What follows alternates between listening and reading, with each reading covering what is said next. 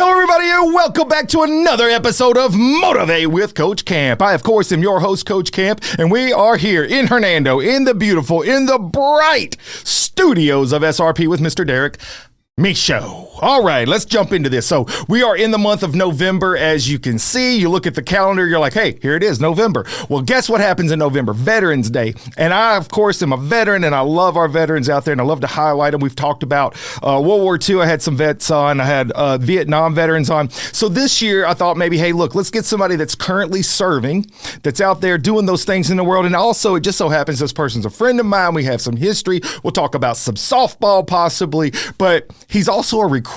And I think that that's important too, because we're going to talk about what it's like trying to recruit folks into this ever-evolving military that we have, what life is like and what it's been like in the military, and then maybe what's going to happen next. So I want you to stick around. If you've got somebody in your family that's thinking about going in the military, maybe there's going to be some questions that are going to be asked today that person could answer. And if nothing else, it's going to be an interesting story. You know that. You watch Motivate with Coach Camp. It's not going to be boring up in here. So stick around, but you know the deal. Real quick, real fast, let me get a little word from my sponsors. Hello, everybody. I just wanted to have a quick second to let you guys know how much it means to me that you are my sponsor. SRP Studios, The Real Hernando, The Rhythm Section, Hardwick, Heating, Cooling, and Air Quality, Estes, Grading, Hodge Homes, Adair, Honey Farm, Miss Hippie Eats, Phones R Us, Ross, Sod Farms and Landscaping, Ivy Rain, Women's Clinic, Tonic POS by Tyler Young, and Coffee Central. Thank you guys so much for being a sponsor. If you'd like to be a sponsor, go to my website now, motivatecoachcamp.com, and click on the button. Thank you. All right, guys, welcome back. Here we are. We are with Mr. Christopher Wright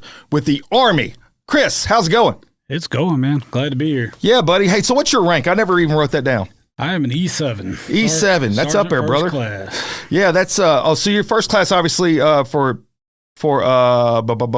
being a recruiter, but isn't that a master sergeant position? No. E7's not a master sergeant. No. Sergeant first class. So what is an E7? Or where's a master sergeant? Oh, I'm saying about Air Force. Yeah. I'm Air Force. See, sorry, guys. See, that's real time. We're not even editing that because I'm like so confused for a minute. You said Sergeant First Class. I'm like, well, wait a minute. So in the Air Force, it's a master sergeant, then you've got senior master sergeant, and then you got chief. Right. So it's E7, E8, E9. Y'all go up to E9 as well. Correct. All right, so y'all see correlating in the world of military, different titles for same ranks and so on and so forth. Yeah. So, Chris, let's talk first about, we're going to get into you being a recruiter. We're going to get into your years in the Army and what that's been for you and what that's looked like as far as like from one deployment to the next to ending up being a recruiter. But let's just start with where you grew up and then what you were thinking you were going to do when you got older. So I grew up in Columbus, Mississippi. Okay. So, a couple hours south of here. Went to Caledonia High School a little bit. You talked about that. They have a good softball team down there. They do for a 3A school. Mm-hmm. 9/11 happened when I was in school. Oh, okay. Were you in high school? I was in, eighth grade when 9/11 happened. So, I was at school like everybody else was back then, and 9/11 happened. And at the time, my stepdad was in the Guard, and he got deployed. And that kind of sparked something. Everybody in my age group back then in high school were kind of like geared towards the military at that point with everything that was going on. So that kind of helped guide my path, which, like I said, my stepdad was in, my real dad was in the Air Force. My grandfather was in the Army. Big background of military members. Big background, which is about 75% of the force right now has somebody that served, and it's just a lineage thing. Yeah. So that's kind of where So you had some idea about what it was going to look like, but then the motivation came from 9/11. You're not the first one to say that. There's a lot of folks that are in your age range, if you will, that impacted them, whether they were from like middle school to high school and even some into college that I've talked to. That was a big motivating factor for them to go in and serve their country. And I think that's probably common. You have those periods of time in life where something motivates people, whether it was World War II back generations ago to even sometimes movies. They talk about like Top Gun Maverick has an uptick in people all of a sudden want to sign up and be a pilot, right? Oh, yeah. So you get motivated by something, and then you can say, hey, look, I want to be a part of that. I want to be a part of the solution of whatever that is and pursue that. So then 9/11 happens. You get through high school. As you're going through high school, you're starting to think, I think I'm going to go ahead and go in the military. I already knew. You knew right away? I already knew. Okay. When I turned 17, I immediately went to the recruiting office. A lot of people do that. Yep. Did you have to have like a parent sign for you? Yep. Wow. So you go into basic training 18 or younger? I was 17. Still 17. Full disclosure, at 17, they would not have wanted to see a Chris Camp in the military. That would have been a rough go for me. Yeah. I did pretty good. Okay. Like I said, I grew up with that structure already, so it was just I slid right into it. So did you know what you wanted to do going in? Yeah, I was into construction. I wanted to be in the engineering side of it. So, I mean, when I joined, that's what I initially went into. Okay, so you went into construction stuff. Yeah. So that's the funny thing about military. I think maybe a layperson wouldn't know is that in the military, and all the branches really, pretty much anything that's done in the civilian world, they have a job for that in the military. You can pretty 100%. Much do the same thing. Doesn't matter, plumber, whatever it is. Yep, 100%. All that stuff has to take place out there on the bases. So when you go in, you do construction, what's your first base? So when I initially joined, I joined in the Guard. So I came right back here. Oh, okay. Yeah, I went right back to Columbus. I did the Guard for a couple of years before I started transitioning over to the Reserve, actually. And then from there, I wound up where I'm at now. So how long were you in the Guard? 6 years. Okay, 6 years, and then you go to the Reserves. What's the difference between those two? The National Guard belongs to the state. The Reserve is on the federal side. Right. I know what that is, but I just wanted you to explain it. There's people out there like, I don't know, what's the difference in that? That's the biggest difference. Being in the Guard has some different benefits because it's ran through the state, and the state has their own benefits that they attach to that. But overall, it's pretty much the same concept. They are two different compos of the Army. Mm-hmm. That's another big dividing factor. So all of the reserves is support versus where the National Guard they have infantry combat MOSs. Yeah. That you don't get in the reserve side. So like right now, and so we could talk about this in the sense of what the difference would be for being deployed, because we are at live time, in real time. Some of the cities are getting National Guard sent to them. That's contentious. That's irrelevant. Right. This is not a political show. Right. The reality, though, is we're not hearing reserves. And so that's what the deciding factor is. The National Guard is state ran, so those guys can be deployed to certain cities, whereas the reserves, are they mostly saved to be deployed outside the country? The reserve is more for a natural disaster. They're a support component to the regular Army. Okay. So that's generally where you're going to see them get pushed, is to go support a regular Army unit. Okay.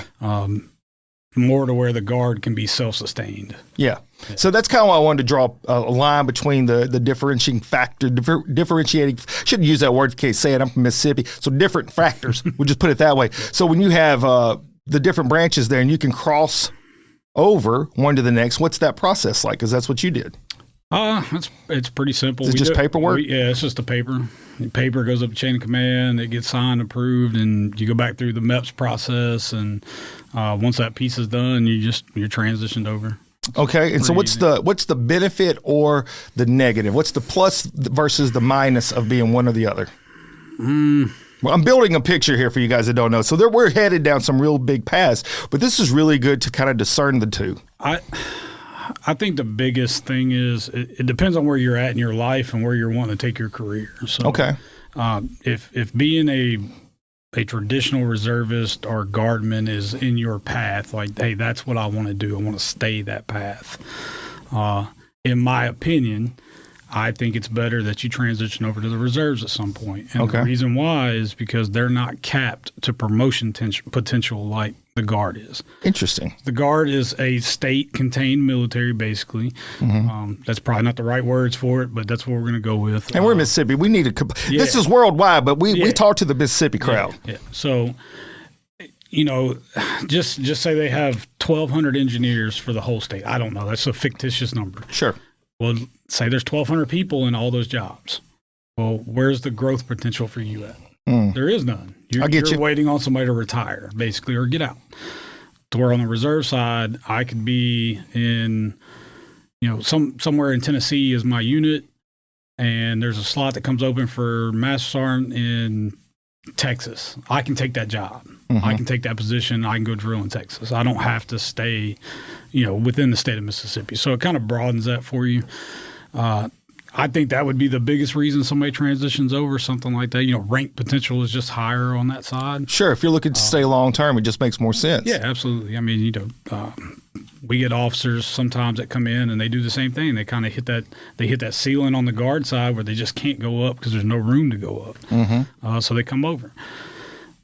So I think that's the biggest thing of it. That makes a lot of sense to me, and I'm glad you explained it that way, because on the fire department, use as an example, if you're on a big city even, fire versus EMS, if you are cross-trained like I was, it's more beneficial to promote and to test on the fire side, because there's way more positions for higher rank on the fire side than there was the EMS side. They may only have 3 or 4 battalion chiefs, as an example, back in the day on the EMS side, where you might have 20, I'm exaggerating a bit here, on the fire side. So it really did make more sense to get where the numbers are higher, so you have a better chance of promotion if that's what you're looking at for a career. So in the military, kind of the same thing.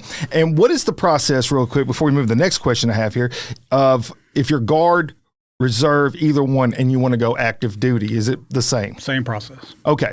Because I know a lot of people that have started out, whether it was either or, and then all of a sudden they want to go full time. So then, they're signing up for 6 years and they're being deployed.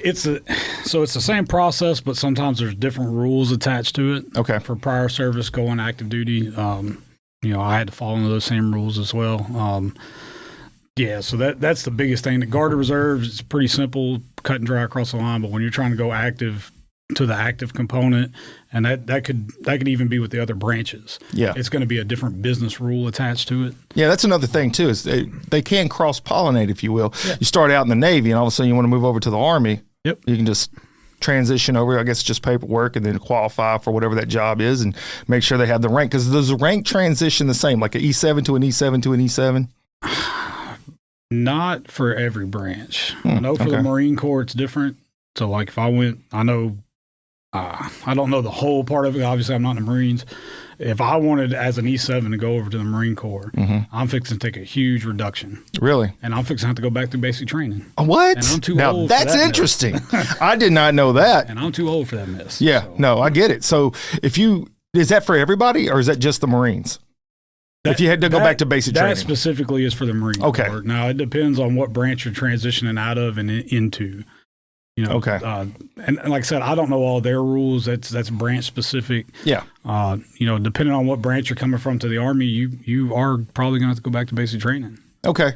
I didn't want to belabor any of that, but at the same time, I felt like that's some relative information. We're talking about military. We talk about the idea of a future, and then how you can hit the transition button. Because let's face it, where you are at a point in time in your life could be very different 3 years from now, 5 years from now. Your goals could change. Your desires could change. A lot of things happen. And if you want to stay in the military, just knowing what your options are, and then what the process is to move from one thing to the next, and the fact that you have options, all of those things are kind of important, in my opinion anyways, right? Mm-hmm. So what made you decide on the Army? You said you had family members in other branches. Anything in particular? It's just the man's branch. The man's branch, okay. I ain't gonna lie to you, I love the Air Force. I enjoyed the chair force, as people call it, relaxing in some air conditioning. And they screwed me one time, man. They sent me to the desert and put me with a bunch of Army dudes waking up at 5 in the morning, hooting and hollering out there marching. I'm like, bro, don't y'all ever sleep? Let's get a nap. Let's do that. Well, Bill's character. Oh, it did. Well, it woke me up. But to answer that truthfully, a lot of it had to do with what I wanted to do. Okay. And the Army allowed me to do that. Yeah, okay. I wanted to go down a specific path in the beginning with construction. And that's not taken away, because the Air Force has engineers, the Navy has CBs. So it's not taken away from them, but that was the path I wanted to go. Well, and that is a good point too, that each branch does have some specialty areas that are different than the others. Yeah. For example, what I did in the Air Force, I'm sure they have a version of it in the others, but it's very different. I was a satellite operator to start with. Well, I'm sure they have satellite operations in the other branches, but it's kind of like their thing in the military, as far as the Air Force being in the Space Force area at that time. We didn't have the official Space Force back then. Right. I was the Space Force with Air Force. So you go in, and was it what you thought it would be, or was there surprises? I think it was what I thought it was going to be. Okay. Yeah. So no big surprise there. You knew what basic training was going to look like when you come out. You knew what life was going to look like, because you had so many other family members, of course, to bounce that off of. One thing I wanted to ask you, this is truly just an opinion. I wrote this down here, and I think it's an interesting conversation piece. And this could be very different from one person to the next. I have some friends that live in different countries. They were from America. They've moved to these other countries. And some of the countries, like Austria as an example, a friend of mine that lives over there, their youth, when they come out of high school, have to serve 2 years in the military. No question. You don't even have a choice. Males, not females. Let me specify. So all the males have to serve 2 years, and a lot of countries have that. Do you think that's good? Do you think that's bad?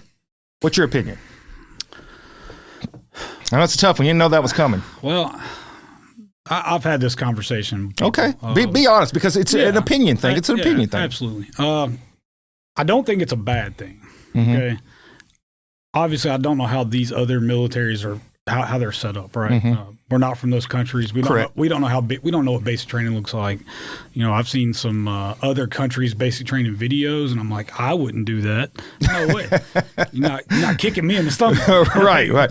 Their tough training is a little too much. Yeah, a little extreme. Over the top. I will say this: especially for the Army. So I'm going to take it from the Army's perspective, because I don't know the other branches. That's fair. I've been around them. I don't know how their lifestyle is, though. I don't think the military is for everybody, but I think it's for more people than a lot of people will say, the military is not for me. It's probably more for you than you realize. Sure. You know, a lot of people have this crazy thought, like a Full Metal Jacket experience going on in their head. And it's like, it's not that at all.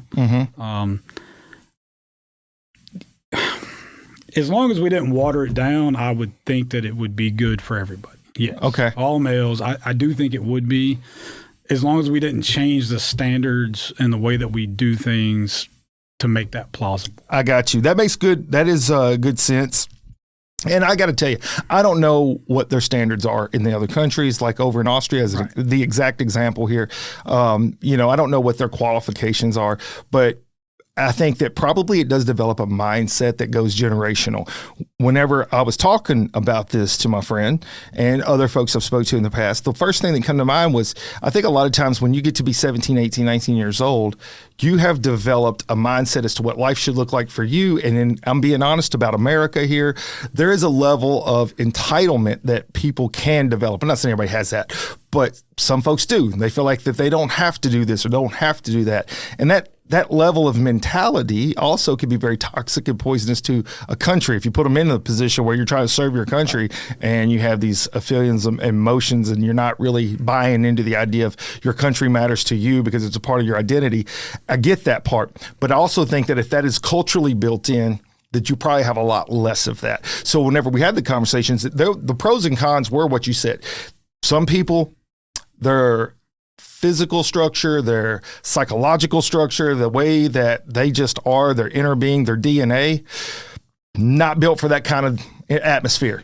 And it didn't matter where they come from. That's just who they were when they got older. And those folks really struggled. This was our conversation. Right. But because it was expected, that mindset was different when they got to that age because they know they're going in the military. It was not like something that caught them by surprise. And that takes generations to be able to build that type of mentality, I think. Right. So I was curious as a recruiter, where would that ball fall? But I think you were very politically correct and diplomatic about your approach, and that's okay. You didn't know that question was coming. But I think that that's important to think about is how much better could a person be, though, that does do a couple years? So give a little bit about the structure that it can put in you as far as maybe you're not sure of it, and you're like, I don't know if the military's right for me. And like you said, it's probably right for a lot more people than they think. What are some of those things they're going to take with them? Well, kind of touch back. So with us having a 100% volunteer force, which we do, nobody's forced to come do this. No draft.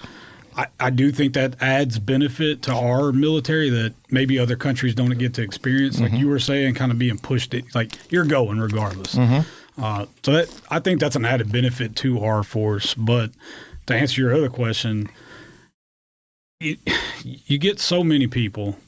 And this is going to be a stab at people. It's going to feel like a stab. Don't let it be a stab. I think it's reality, but sometimes people get their reality. Feelings, but it is a reality. You know, you're born here, you're raised here, you find a job here, you die here. You never experienced anything outside of here. And that, insert here wherever you live, wherever you're from. I think the military does a really good job of getting you out of that place that you were at and letting you experience something else. I tell kids all the time that come in and talk to me, I'm like, hey, when you go to insert whatever military installation, you're going to find out that it's a lot like DeSoto County or Tate County, whatever. There's not a lot of difference in this country that like people just think it's going to be wildly different whenever they go somewhere. And it's really not. I've been to a lot of places in this country. Yes, you're going to have different, norms. Right. Some people up north call Coke a pop. I don't understand what you are doing. It's not a pop. It's Coke. It's Coke. I'm just saying. It's always a Coke. It's going to be Coke. But yeah, and I think that's good though. Like you get out and you get to experience. That's what makes it unique. Yeah, sure. You get to experience these different cultures, and you can bring that back home. You can come back here whenever. This place isn't going anywhere. Hey, Tex-Mex is one of my favorites. I wouldn't have known about that necessarily if I hadn't went out west. There you go. I mean, what they have here is not the same thing out there. I'm just saying. Right. So I think that all in itself is a huge benefit to a person. Like I agree. You get to get out. You're getting around other cultures, because that's the other great thing that the military does as a whole. It doesn't matter what branch you go into. You're fixing to go into this cultural soup of people. You're going to be around. Generally, a lot of people are like-minded in the military, but they're still from somewhere else. Correct. I remember being at basic training with a kid from New York City. Like, he had never been off the concrete part of New York ever. And now here he is in the woods. Yeah. He ain't never been in the woods. Yeah. He ain't never seen the woods. The only trees I ever seen was out in Central Park. That ain't the woods. That's a park. So you kind of get to see how that reaction takes place. And then, obviously there's the added benefit of, hey, you might get to go to a different country. Sure. And now you're really getting to immerse into something totally different than what you're used to in America. Mm-hmm. So I really think that piece of it's a big part of it. Also the structure.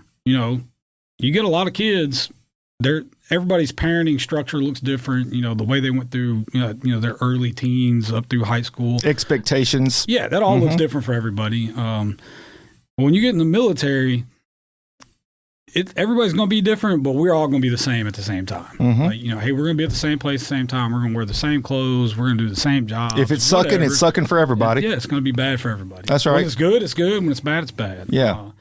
So that aspect of it, and also just the multitude of things you get to learn. Mm-hmm. You learn so much stuff. Like it doesn't matter what job you join, you're still going to get to cross train into other things. All these skills you can bring back here and apply to a different job. That's why a lot of companies do like to hire veterans. Yeah, we come with several different skill sets: time management, task management. This is all good stuff that people want. Yeah, I want you to come work for me because you're able to do all these things. So I think that's a big reason why people, especially younger kids, they can benefit. Yeah, you can highly benefit from this stuff. Yeah, that was a great way to really surmise a lot of the areas that I would look at that impacted me. One, the interpersonal relationships that you'll build. And sometimes it's like what you said, you're getting a different culture from different places across America, but also you're interacting sometimes with people that you would have never interacted with in your own circle back home. Look, let's just go ahead and be generic for a minute. So you got your jocks, you got your nerds, you got all these different genre of people that kind of never blend if you're just in your hometown, right? The cliques, if you will. Well, when you go in the military, like you just said, you're learning together. You're struggling together. At the end of the day, you become a family, whether or not you wanted to, you're going to, because you're going to have to count on the people next to you. Right. All of that's the benefit of now you've also not only realized that these people that had different likes, different dislikes, different backgrounds, different families, different cultures, that you're a part of this team, that you realize that, hey, people don't have to think like me. They don't have to look like me. They don't have to be like me. And we can all get along and we can all work well together and we can become very successful. That's one of the big things I think military gives people. And you said that, I'm just putting that into the perspective of how I felt it whenever I got there, because I was one of those people you talk about. I had been in a very small area in most of my life before I went in the military. I had been down to Florida once, I think on vacation. Maybe Virginia once. So I didn't see a lot of America. As soon as I go in the military, boom, I'm in Texas, then I'm in California, and then I'm in Colorado. And all of a sudden now I'm moving all around and I'm like, wow, this is crazy. I will tell you, I did not know that there were so many versions of ideas about the same thing that I had, like whatever that perspective was. I didn't think that you could see it differently. And then I'm just being vague, but it's like if I saw something to be just this way, all of a sudden somebody else sees it differently and they can explain it. And that's like, boom. So perspective is what changes. The ideas start to change. And then to your point, travel overseas, whole nother world. Maybe some people would have never left this country. That did two things for me. One, give you appreciation for other folks in other countries. But two, it it gave me an appreciation for what we really have here in America, what you sometimes don't see while you're growing up, the freedoms that we actually have, the opportunities that we have. People sometimes, I think, get caught up in thinking they're owed something here in America. I'm saying this from a very real wide perspective as an instructor at college to having been on the fire department. Sometimes folks, I see them thinking that, maybe people owe you. You're in America, you owe it to yourself. And the opportunity is in front of you. Are you going to go get it? That's the question. That's the Motivate with Coach Camp part of me. I'm like, dude, what are you waiting on? So when they come into your office, is that some of the things you're telling them? Look, you're going to have self-discipline when you come out of here. You're going to have a better time management approach. You're going to have a better appreciation for your life. I do have some of those conversations. I'm a very different, so speaking from a recruiter side, I'm a very different recruiter than some other recruiters that you're going to run around, and bump into here. Yeah. I don't like sounding like a salesman. Okay. So I don't want to sell the Army to somebody. I don't want it to, you know what I'm saying? I do. When you go to a car dealership and they ain't sold a car all month and it's the 30th and they got to get you in that car. They're hitting hard. I don't want to sound like that guy ever. Like, I want this to be your decision. If you come in to see me and we're going to have this talk, I want it to be your decision. I'm there like as a liaison. Mm-hmm. I'm guiding you through the process. Yeah, I'm going to tell you about my experiences. My experiences are different than your experiences or to, one of the guys that works with me in my office. We all have different experiences with how the Army has benefited us or, even the bad side of it. We've all had different experiences. So like, I try not to sell certain aspects of it like that, but yeah, I will explain some things like that. 17-year-old kid might not necessarily care about time management right now. Sure. They just don't. No, you're right. And that's a great point.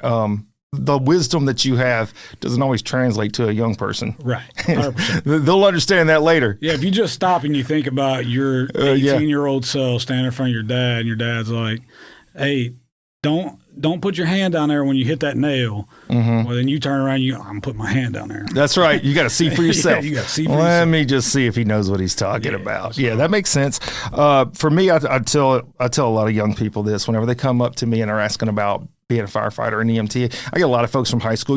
I go around and do speeches at schools, and I get a lot of conversations one-on-one with the kids asking about my career profession as a firefighter and a paramedic. And the thing I always tell them is, one, why would you be interested in it? I always want to know what's your interest in it, because if you're just asking about it to see what my experience was, I can share that with you.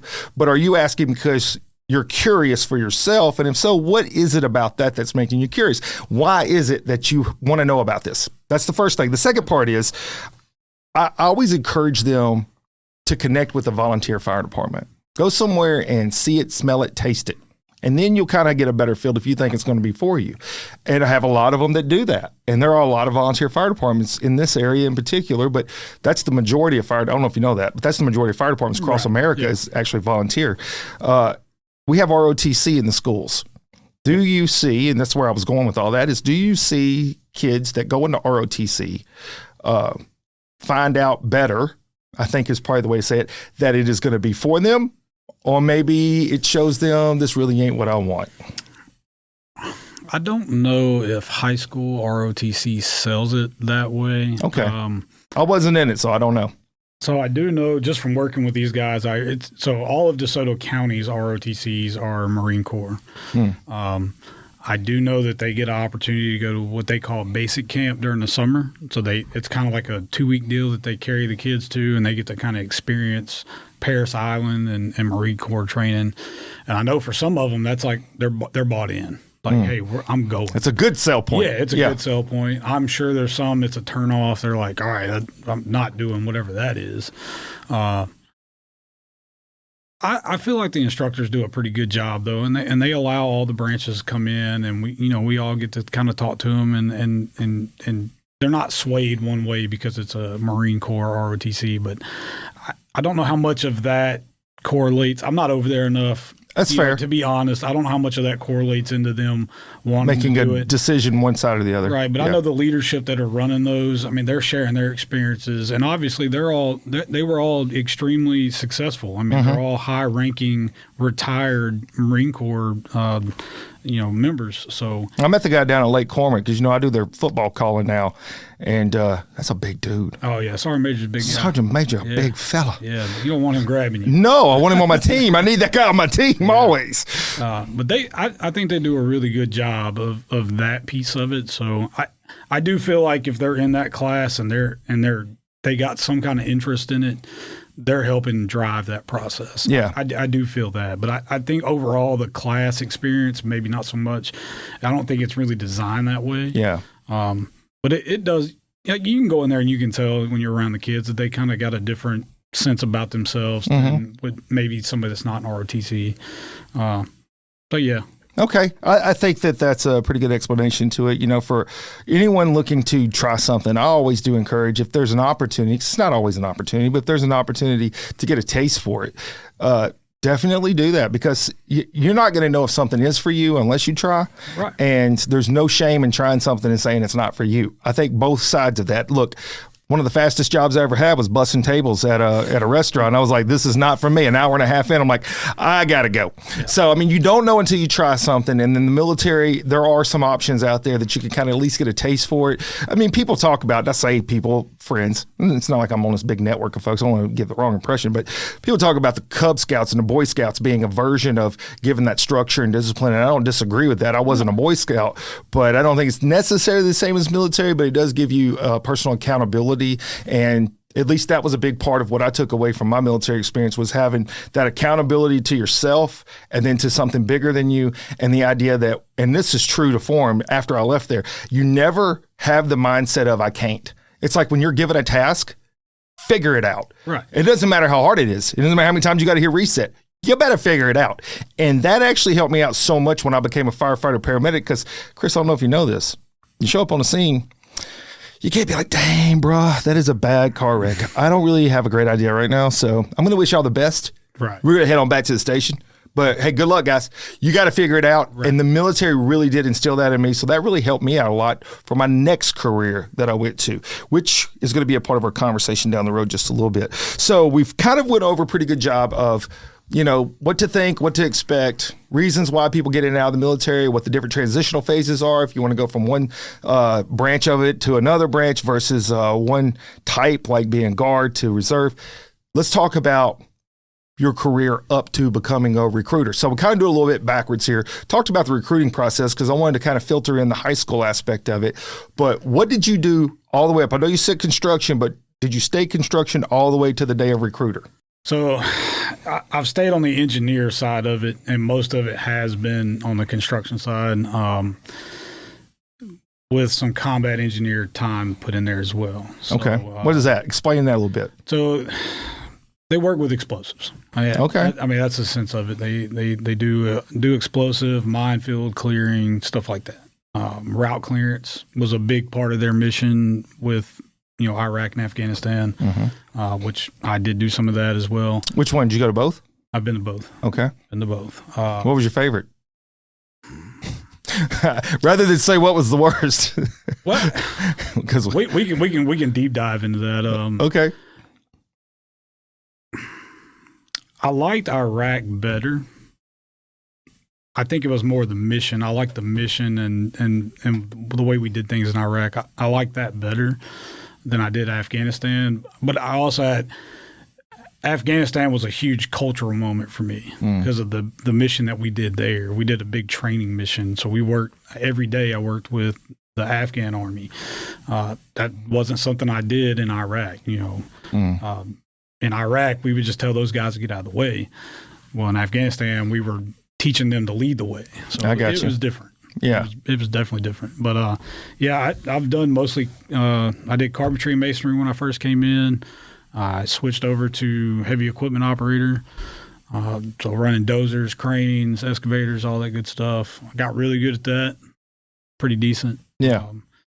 And then, like I said, I've done the combat engineer stuff and then transitioned over to where I'm at now. How much time do you think you spent over there in the desert? So I was in Iraq for 10 and a half months and about the same in Afghanistan. Okay. So were there other deployments besides those two in the Middle East? No. No other places in the world though. No, yeah, I've been to okay. places. So as far as Middle East, those were your 2 spots you had to go to. Yes. And what years were that? A little time in Kuwait, a little time in a country that I can't pronounce, so I'm not even. Fair enough. Try. Fair enough. Yeah. What was what years was that? So 2009 and then 2013. Okay. So not too awful long ago. I was over in Saudi Arabia in 1998, which is a very different feel because that's a friendly, if you will. That's a friendly base. But even though it was still tent city, I got to be honest with you, man. I was miserable because there was not a turn down service. Air condition was wonky. A lot of sand, boys and girls. I'm in the Air Force. It was not supposed to be like that for me. But you guys go over there and you're basically setting up on one side, you're doing a job that you're just doing a job. On the other side, you're teaching a job. Right. And both of those are probably very unique experiences for you to be able to grow from both sides of it. What other deployments did you have to the world? So I've been to Germany. That I don't call it a deployment. That was just vacation. Yeah, basically. It was a good time. Yeah. I love that place. If they called me today and said, "Hey, we'll PCS you to Germany," I'm like, "All right, I'll go." Was das los? Yes, so load it up. That's a great place. Gotcha. I love that. I'm asking because I want people to get the idea about the world travel that you'll get to see. And people talk about the Navy, and I have friends and family in the Navy. They see a lot of places. I know that. Yeah, I would say if your goal is to go stop at a lot of countries, like short term, the Navy's probably your better. It's almost like you're on a cruise ship constantly. Yeah, literally. In the Army, you're not going to travel so much like that. Now, you're going to have training exercises that are going to take you different places, different little mission sets that might take you different places like that. But as far as just like, let's say you were stationed in Texas, they're not going to just pluck you and go, "Hey, you're going to go be over here for 6 months, bring you back, and send you over here for 3 months." You're not going to travel like that. Right. Like, I think people get the wrong idea of that. And even with the branches that do kind of seem to travel a little more broad, like the Navy, if you're out to sea, they're going to stop at ports. Sure. You're going to get to see different things in that path, but you're still not getting just dropped in these other countries and left. So, I mean, it's a lot of visiting. It's not really spending time. It's not really getting to know the country. Right. Yeah. I was like, I could say I've been to Ireland 5 times. I never left the airport. Right. Well, I've been. Yeah. Yeah. I walked outside.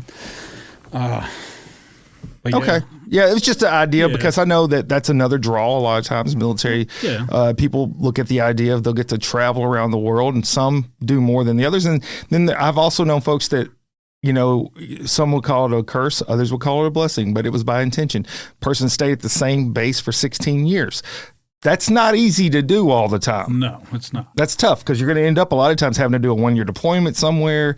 There's a lot of contingent factors that fall into what your job is, whether or not how often you have to go into a rotation. I know that's how I ended up over there, was the job I did in the military. We had rotations. And so when mine came up, it's like you're on the white team, man. You're going out on February. That's how you did it. But at the end of the day, you are going to get to see some stuff. You are going to do some travel. So for those of you that are looking to go in the military for that is an opportunity. Now I want to transition out of the idea of the travel, which could be a good thing, to the challenge. And I think that this could be underrated or underthought difficulty to the layperson. I don't think they always understand how difficult it can be on military families. So I know your wife, Rebecca. I know your daughters. How old were you when you got married, and how long had you been in the military? I know. It's all right. Rebecca, I'm sorry about this. I am busting him. I am afraid. Was that 20? The hardest question. 2009. Okay. All right. Do the math. So she's been with you while you've been in the military for a hot minute. We can go hot minute on that. Yeah. And have you had to do a long deployment and leave the family behind? Yes. See, that's where I'm going with this. And I think that for a lot of folks out there, you hear somebody talk about it, they got to go for a weekend. They're snot crying. I've seen people, get deployed for a week somewhere on something, and they're crying. And I'm like, Bro, you just don't know. The military, if you've never known a person close to you in the military that's suddenly been deployed for a year, 18 months to another country, and nowadays it's a little better depending on where you are, I guess, about as communication goes. But when I went to Saudi Arabia, we got one phone call for 1 hour a week. You had 1 week, you got to make 1 hour phone call, and that was it. Sunday evenings, you had a call and nothing else. It was almost like you're in prison. Yeah. And it's probably better than that now, especially with technology and cell phones. But back in the 98, there was no such thing as a cell phone like that. We had cell phones, but it wasn't doing that stuff. So tell me a little bit about what that challenge is like and how that can either strengthen you or weaken you as a person. It's definitely a challenge. I would say you definitely have to take every opportunity to communicate. So like you were just saying, you might get an hour. Fortunately, we have come a long way. Sure. It's way easier to get, have that connection. So just make sure you're communicating with whoever's back home. That's a big piece of it. Just don't go weeks at a time without talking to somebody if you can help it. Yeah, if you have an option. I think that's a big part of it. Being a part, in any aspect, even you can relate this to an over-the-road truck driver or something. You know, they can be gone for 30, 45 days at a time. It's a strain on a relationship, but you just got to kind of find that balance and just make it work itself out. Yeah. There are jobs that communicating with anything is generally the best way to fix something or keep it where it needs to be. Yeah, I think that you have to have a strong family. You have to have a spouse that is understanding. Your kids have to be on board with this. Not that they always have a choice, but it's a lot of communicating from the parent, whether you're the male or the female in the family that's being deployed, so on and so forth. I have a neighbor that works on oil rigs. He's gone for 3 to 4 months at a time. That's tough. It is a tough go. And then he's out, and sometimes there's no reception where they are. So just given that perspective that, in the military, there's going to be some sacrifice. There's going 100%. To be some stuff you're going to have to give up of 100%. Personal liberties that a person would think, well, I'm doing this for my country. I should be able to. Some things you're going to have to just give up because that is part of the job. That's part of what is required of you. So what were some of the biggest challenges you faced at this point in your career that you've had to overcome some hurdles? My first deployment, we didn't have kids, so that factor of it wasn't there, so that wasn't that bad. Yeah. Fast forward to 2014, well, I did have a kid. Mm-hmm. So that was a little more tough. You're being separated from your kid too, which is, I don't know how it is for everybody, but for me, there's obviously different connections, right? Yeah. So that piece of it's tough. Well, your kids grow up quick too. If you're gone for any length of time, you come back, it's like they've metamorphed into something different. You're like, who is this child in front of me now? Full grown. I know it. But career, I haven't really struggled. Okay. Like I said, I'm one of those people. Ever since I've joined the Army, I have fit in like a little puzzle piece, and it, for me, that lifestyle works for me. I like it. It flows. Just nothing really challenging to me. Yeah, and it's pretty much what you've known most all of your life. You think about it, you went in at 17. You're over 40 by now, right? No. God, are you serious? I don't know where you're at. I don't know how old you're 38. 38, okay. So 21 years of this, though. I was going to say, literally, then more than half your life you've been in the military. So that definitely plays a big role in what your perspective is of it, right? So somebody that's been in it or out of it or had like shorter career span, maybe they faced some things and it stuck with them. I know for me, the biggest challenge that I faced was just the absence of family and friends, because I grew up with everybody kind of in the same spot, and all of a sudden you are a party of one in the world. Basically, even though you had connections back home, you're trying to figure out life, and that was very foreign to me. And so that was probably the biggest challenge early on, and then you adjust to that. And it becomes normal, natural, everyday life. All right, so I want to go to the military as abroad. So now you just mentioned 21 years that you've been in. Yep. How have you, or what are the biggest changes you could think of that the military has had come and go in 20 years? 2 decades is a lot of stuff, but there has to be some big things coming. Yeah, when I was 17 and I joined, obviously it's 2004. It's, from 2004 to 2024 looks a lot different. We have technology has changed things. It's like when I went to basic training, right? That's my next question. I had a Nokia. How was AI coming into this? So that's what we're going. I had a Nokia cell phone, the one that you could throw off the Empire State Building, run back down there, pick it up, and make a phone call. Right. We weren't allowed to have it. That thing went in a locker. I didn't see it until I graduated. So you got 3 payphone calls the whole time you were there, kind of deal. To where we are now, a kid goes to basic training, and as long as their basic training class is doing the right things on Sundays, depending on where they go, it's not everywhere. Yeah. But they kind of get that liberty of being able to get their cell phones. That's a big change. Barrack situations, privacy, all that kind of stuff has changed, throughout. The way we treat each other has changed, and I don't want to misconstrue that with like softness, but you have to adjust with the times. If you're not adjusting with the times, eventually it's going to catch up to you, and it's all going to crumble.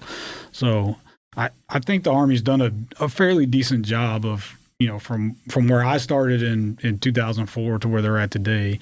They've made a pretty good job transitioning up. There's definitely a lot of changes. Technology has changed a lot of things. I figured that would be the number one biggest change, yes. Obviously. And maybe you're alluding to this a little bit, but the ability to have at least some understanding and maybe a little bit more compassion toward individuals dealing with different things. One thing I can say is this. I have seen this and had this conversation with several folks, and that is the military's ability to recognize PTSD. You go back to the early 2000s, I would say that was probably way more taboo. Right. But for soldiers, people, military members that's been out there, seen and been a part of some very tragic things, it's no longer taboo to reach out and get help. Look, I highlight this every November. I think the number stands at now 22, on average, 22 veterans a day commit suicide. Right. There's a reason for that. They've been exposed to a lot of things. They have depression, and a lot of them, I'm not saying all of them, but a lot of them were afraid to reach out to get help because they don't want to be labeled. They don't want to have this stigma about them. And maybe they're still serving, and they don't want it to be a death sentence to their career because they love doing what they do. This has been real conversations I've had. Right. It's like I was afraid to say something because I just dealt with it for years and ended up an alcoholic from it because I didn't want to tell anybody. I was ashamed of it. I didn't want them to ostracize me from my job. And all of those things do seem like they're getting better, at least in conversation. I can't say that from a personal perspective, but it does feel like that there is a little bit more sensitivity and understanding toward, they're not robots. They're real humans. They've been exposed to stuff. Right. Are you familiar with Mr. Olin Pickens? He's our World War II vet here in DeSoto County. He's one of a few. And he was a 26-month POW by the Germans. He was in my first veterans clip that I did honor of a couple years back. I watched the show. I don't know him. Yeah, his story is incredible, but he talks about how they told them leaving World War II, after this man done been a prisoner for 26 months and seen all kind of carnage. Don't tell your families about it. They don't want to hear about it. It's a burden to them. Go home and stay quiet. Right. And that was how they bottled it up. Now we're talking about 1940s. Right. And nearly 100 years later, really, we're literally 80 years later. Yeah. Things are much different now. So anyway, that was a little bit of some of the changes, but specifically AI. Are you guys in the military right now working on stuff with AI to either implement it or things that you're going to see coming as far as changes go? So working as a recruiter, yeah, is different from working with the regular force, obviously. So I don't know what they're doing out there. Okay. I know for recruiting wise, some of that is starting to play in with like advertising and helping with like presentations and stuff like that, because it is a helpful tool in that manner. Sure. As far as like the technical side of it for the regular Army, I have no idea. Yeah. I don't know what they're doing. I mean, we know the president right now is hot and heavy on AI intelligence and trying to get ahead of China and et cetera, et cetera. Right. I mean, that's not a secret. That's everywhere on every news channel you see. As we should, though. Yeah. No, you can't. If you're not a part of the party, you're going to be left behind. Exactly. That's the fact of life. Exactly. And AI is changing everything we know. It's kind of like whenever all of a sudden the red box came along and Blockbuster didn't keep up. Right. Blockbuster became a thing of the past. And there's a million other examples, and then so on and so forth. Yeah. And that's how this AI thing is going to happen. Look, I've had several leaders in front of me, from politicians to just recently the president of my college, and I have that piece of our conversation with everyone because I know AI is going to morph how life is lived in every aspect that we know it. And the funny thing is, I talk about it, but I'm not tech. Do you think that I run this studio? I do not run this studio. I show up and it's talk on a microphone. Right. I'm not a tech person, but I'm also cognizant that this is going to affect how we do our everyday life. Everything from this phone right here. As things started to develop here, and all of a sudden we've got, videos that could come out that fast. You take a video of something and send it out, and thousands of people have seen it within 5 seconds. Right. I mean, that is the news cycle we live in. AI is going to be the same thing. And I was just curious if you were seeing that. But being a recruiter, you're not in the field, so I get why you're not seeing that implemented into whatever that other thing is someone's doing. Yeah, like I said, it's going to play a place for us. It's going to have a place for us for sure. I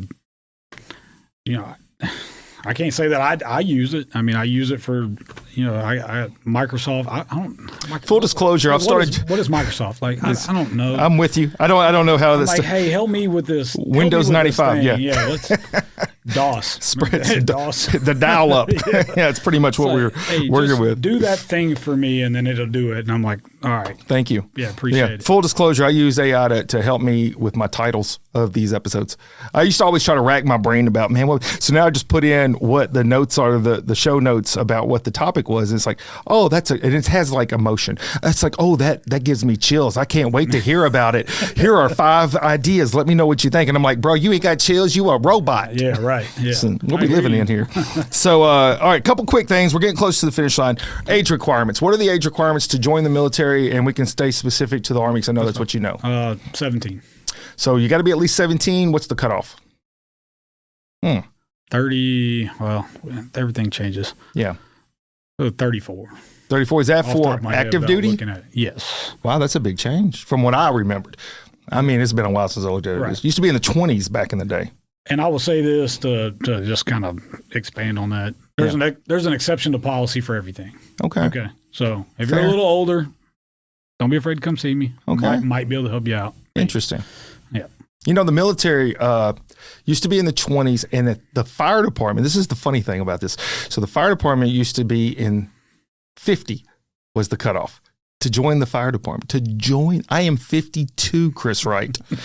I cannot imagine being on my knees right now, going into a fire, trying to come back out. Somebody dragging me right away, man. But 50 used to be the cutoff. Now I think they've shortened it up some to be a firefighter. So you got to be younger than that to be a fireman.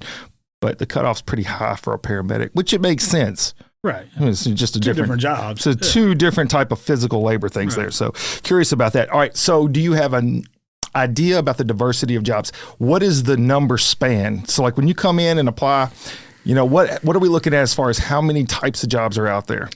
It's a lot. It's a lot of jobs. I always tell people, don't get hung up on a job initially.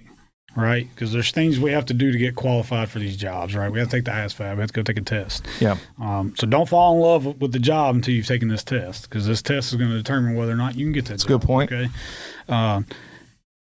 If you go on Army websites or whatever, insert branch, because I'm going to help all the branches right here. Insert any branch. You go on their website and it says they have X amount of jobs. They do. That is factual. Is it hundreds, 500, 600? If it says the Army has 170 jobs, we do. Okay. All right, that is a fact. All 170 jobs are not available every day. It just doesn't work that way, right? The medical field's hard to get into in the Army. It's because it's a great job. So, right? and when you come out, immediately you got occupation everywhere. Exactly. You get these certifications that do transition. They transition out. Sure. So they're highly sought after positions. So you come in and you're like, hey, I want to be a nurse. Okay, maybe. Yeah, maybe. Maybe we might be able to pull that off. Maybe. We do our best to try to make. If there's a job out there and you qualify, we're going to try to get it for you. But on any given day, there might be only 30 jobs available at the time. Yeah, and you've got to score high enough to qualify for those particular jobs in order to even have an opportunity to go to basic training, I would imagine. And so I like the thing, too, that you were mentioning is the fact that sometimes don't get hung up on it. Maybe you have to take a job that's available and you could transition later. Is that right? So how long do you have to be in a position of a job before you are eligible to transition? I like how you say eligible because it's, once again, let's just say you came in and you took a job, not necessarily a bad job, but a job to get you through the door, right? Mm-hmm. Let's just say you got a lower ASVAB score or whatever. Well, there's programs in the military that'll help you get a better ASVAB score. So let's just say you do a 3-year contract, and while you're on that initial 3-year contract, you go to the little program to increase your ASVAB score. You can absolutely go have that conversation with your career counselor when it comes time for you to re-enlist and see about hey, what other opportunities are out there? Sure. You might not get any other opportunity. They might say, hey, you got to stay where you're at, or you can, forego whatever incentive they might have gave you to go take this other job. Mm-hmm. So those opportunities are out there. You can swap jobs, switch jobs, but it's not guaranteed for everybody. It's not a guarantee, right? Yeah. So I try to be real transparent. So basically, it's possible, just depends on what you're looking for and what's available. A lot of times, and this is with anything, it's timing.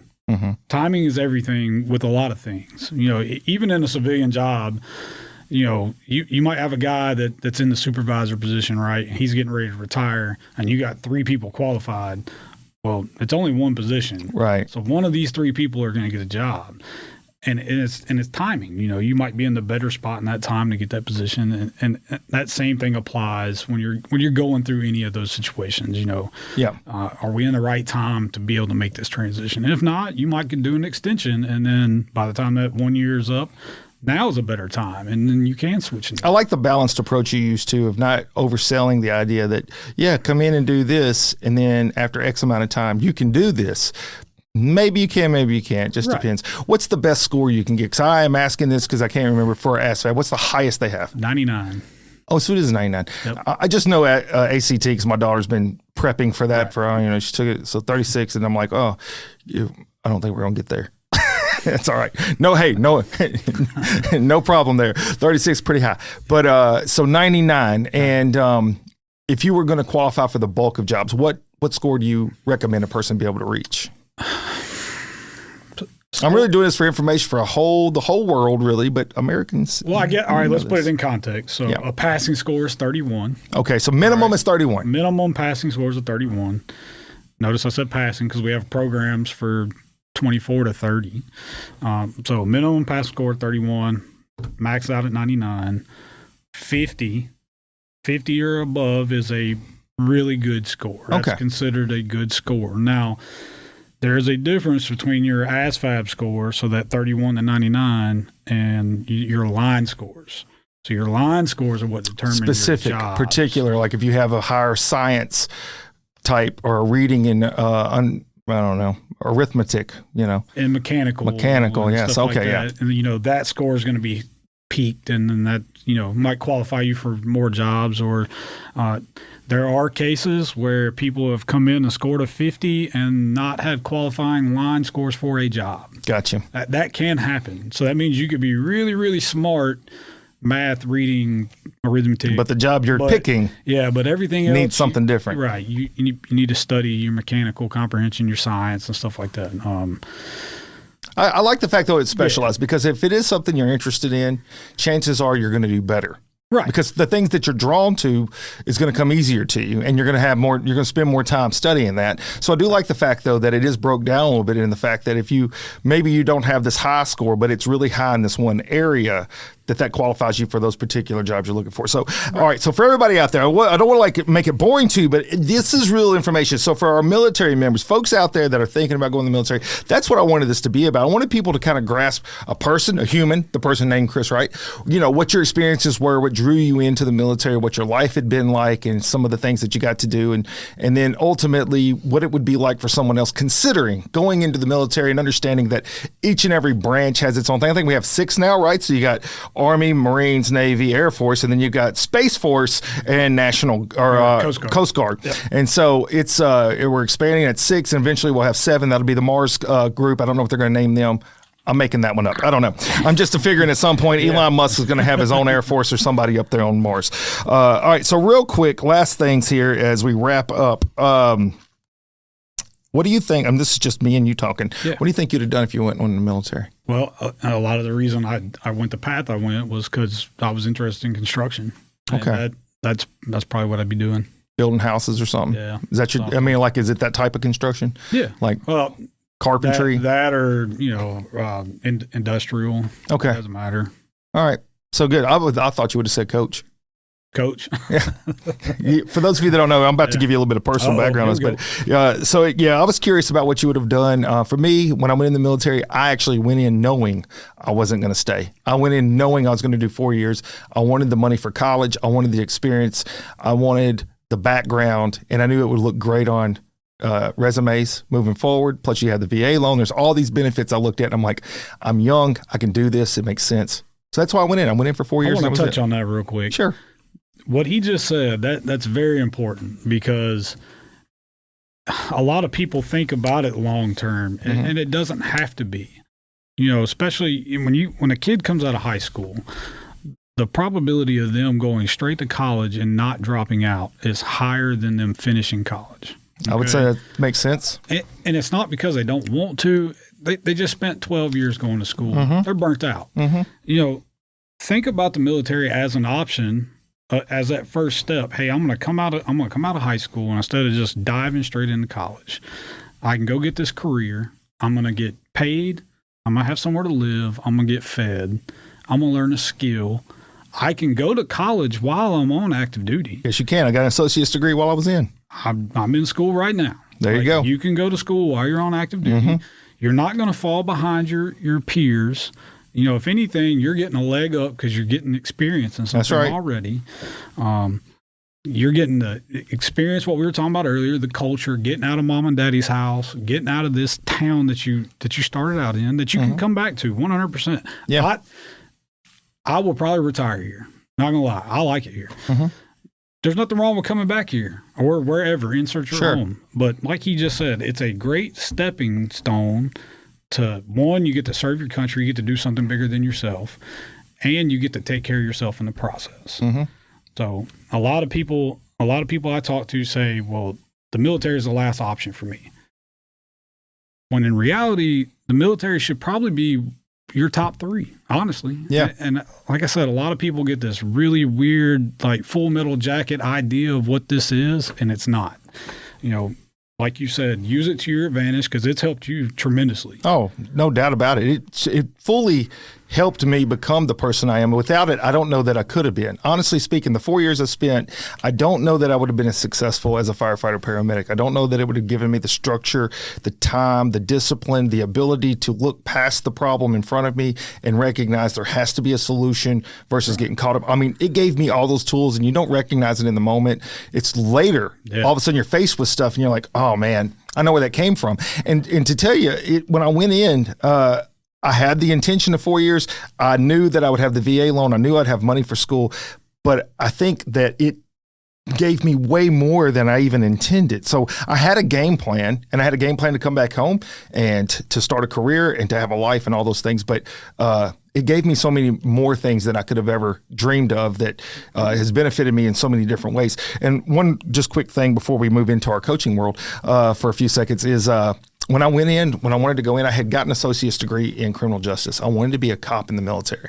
That's what I was going to do, have this experience, background, come home. And then the bigger picture was I was going to be in the FBI one day. That was the game plan. It didn't work out though, because I'm a firefighter paramedic. The funny thing was my ASVAB was pretty high. I don't remember what it was, but I qualified for a lot of crap.